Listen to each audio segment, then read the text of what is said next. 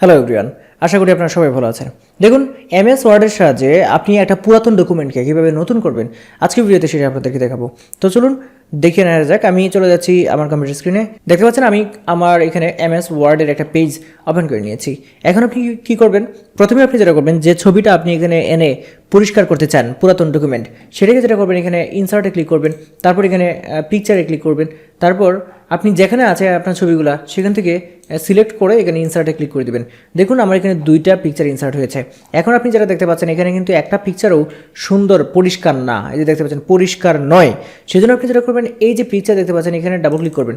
Double click করার সাথে সাথে এখানে এই যে দেখতে পাচ্ছেন কারেকশনস, এখান থেকে আপনি যেটা করবেন এই আইকনটাতে ক্লিক করবেন। ক্লিক করে যে পিকচার কারেকশন অপশনস লেখাটা দেখতে পাচ্ছেন এখানে ক্লিক করবেন। ক্লিক করার সাথে সাথে আপনার এখানে কিন্তু এরকম একটা অপশন চলে আসবে। এখান থেকে আপনি এই যে শার্পনেস আছে, তারপরে যে ব্রাইটনেস কন্ট্রাস্ট, এখান থেকে আস্তে আস্তে বাড়াতে হবে। যেমন এখানে আপনি 20 দিয়ে দেন, তারপর এখান থেকে এই ব্রাইটনেস আপনি 20 দিয়ে দেন, দেখে দেখে এটা চেক করতে হবে। তারপর এখানে কন্ট্রাস্ট আপনি 20 দিয়ে দেন। দেখুন অনেকটাই কিন্তু মানে শার্প হয়ে গেছে। এখন আপনি যেটা করবেন, শার্পনেস আরেকটু বাড়াতে হবে। এখান থেকে মনে করুন 30 দিলেন, তারপর এখানে ব্রাইটনেস আপনি দিয়ে দিলেন 40, এই যে দেখতে পাচ্ছেন হয়ে গেল।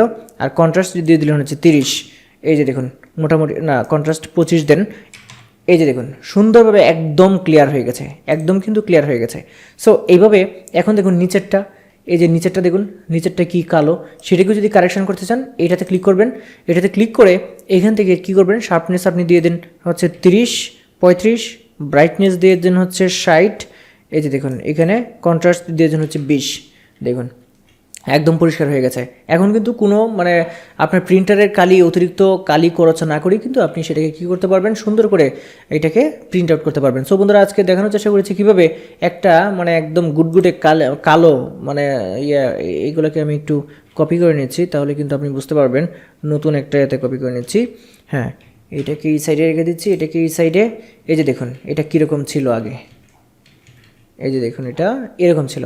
সো আপনারা বুঝতেই পারছেন এই দুই পাশের যে কম্পারিজনটা থেকে আপনারা বুঝতে পারছেন যে এইখানের যে এগুলো ছিল পুরাতন ডকুমেন্ট, এইখান থেকে কিন্তু আমরা খুব সহজেই এই নতুন ডকুমেন্টে আমরা তৈরি করতে পেরেছি, একদম পরিষ্কার করতে পেরেছি। এবং এটাকে সেটিংটা আবার দেখিয়ে দিই। প্রথমে হচ্ছে যে এই ছবিগুলো হচ্ছে আপনি ড্রাগ অ্যান্ড ড্রপ করলে হবে না, আপনি ইনসার্টে গিয়ে এখানে পিকচারে গিয়ে ছবিগুলোকে এখানে ইনসার্ট করতে হবে ক্লিক করে। তারপর এই ছবির উপরে ডাবল ক্লিক করলেই এই অপশনসগুলো আসবে। এই অপশনসগুলো যদি না আসে, এই যে বাইরে ক্লিক করলে কিন্তু এই অপশনসগুলো চলে যায়।